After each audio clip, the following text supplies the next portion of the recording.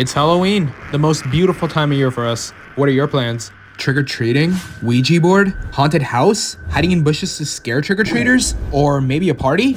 Our video tonight explores the tragic story of a young boy going to attend a Halloween party and was fatally shot because of it.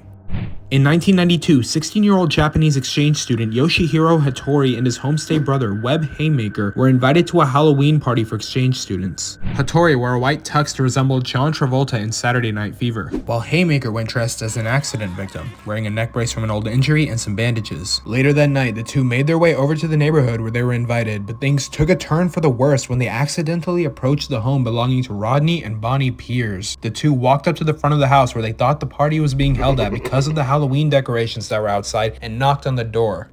Peairs carefully opened the side door to see who was outside, then slammed it back shut. Understanding that they may have the wrong house, the two boys started walking away, but what they didn't know was that Bonnie was inside yelling for her husband to go get the gun, believing they were dealing with intruders. He was all bandaged up like he'd been in a car wreck. I didn't know what kind of help they needed. And all of a sudden, a second person came from around the corner real fast. And I'd say within a second or two, something just told me this isn't right. If someone's running towards you, then it must mean they mean harm. It was terror. I could see this fear that I'd never seen before. And actually her telling me to go get the gun. Why didn't you just call the police? Did that thought enter your mind?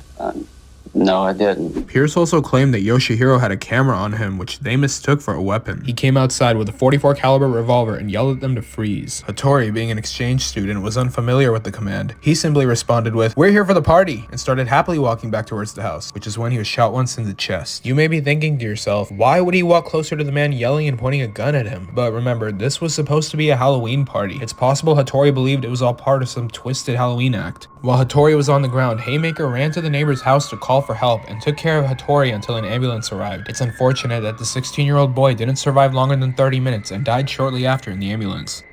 The homeowners claimed their action was done in self-defense. However, many controversies arose as to what actually motivated the killing. Nonetheless, the family was ordered to pay $650,000 in damages to Hattori's family, which is equivalent to about $1.3 million today. Does this make you think twice about approaching strangers' doorsteps? Let us know in the comments. Happy Halloween, guys, and stay safe tonight.